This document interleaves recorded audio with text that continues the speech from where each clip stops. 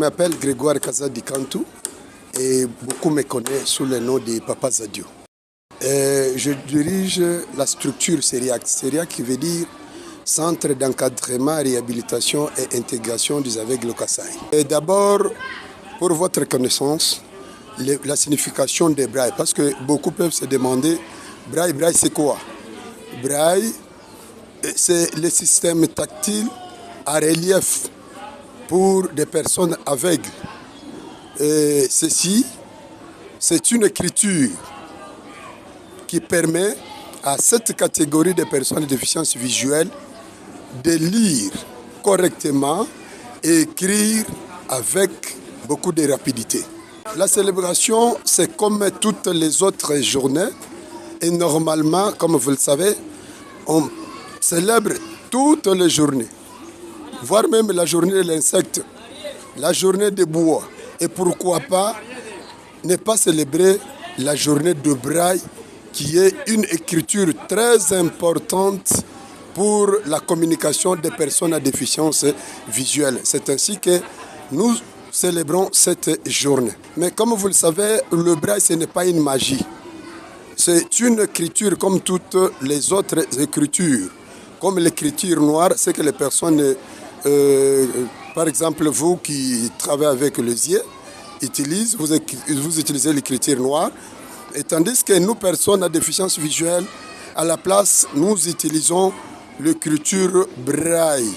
L'écriture braille, c'est une science qui fut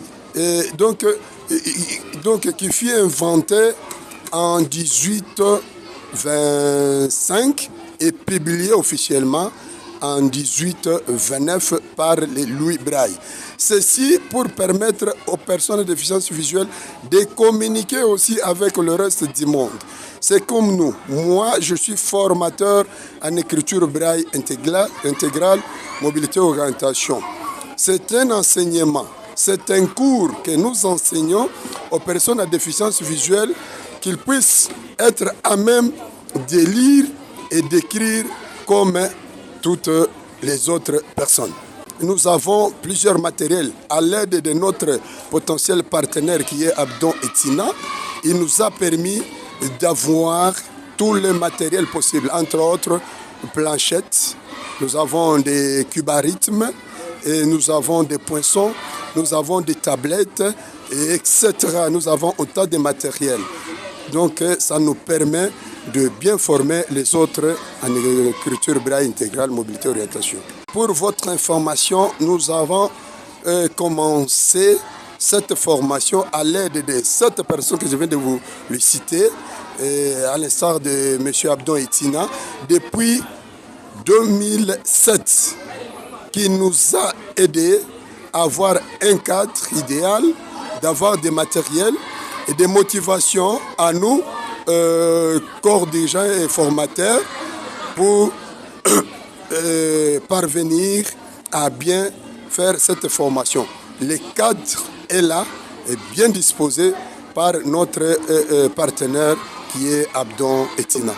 Comme vous le savez, jusqu'au jour d'aujourd'hui, nous n'avons qu'un seul partenaire qui nous vient en aide à tout moment, tous les jours, tous les mois, toutes les années.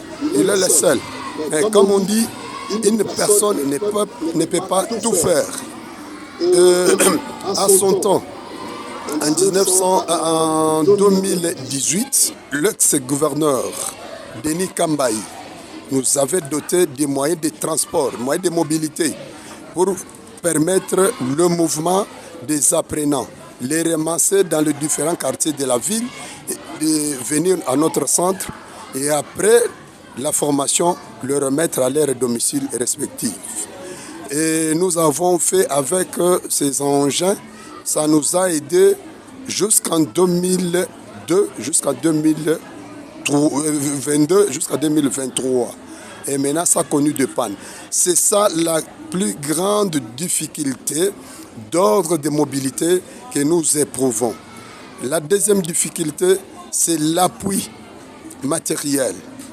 Le matériel que nous avons ne peut pas convenir tout le monde. Nous avons autant de personnes de déficience visuelle qui préfèrent suivre cette formation. Mais on n'est pas en mesure de tout encadrer à la fois. Donc nous avons insuffisance de matériel, insuffisance des cadres, insuffisance des formateurs, parce que les gens ne peuvent pas venir travailler comme ça bénévolement autant d'années. Ceux qui sont là sont soutenus par M. Abdon Etina, comme je venais de vous le dire. Mais il nous faut autant de cadres, autant de personnel, autant de matériel roulant pour faciliter notre mobilité. Comme vous le savez, ce sont des personnes à mobilité réduite.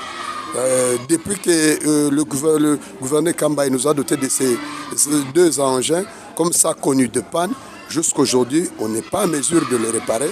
C'est ça parmi les plus grandes difficultés que nous éprouvons. Le dernier message, en tout cas, je lance un appel pathétique à toute personne de la bonne foi, aux organismes, aux ONG, au gouvernement, de nous venir en aide, d'imiter, d'emboîter le pas de M. Abdon Etina, actuel DGA de la DGI.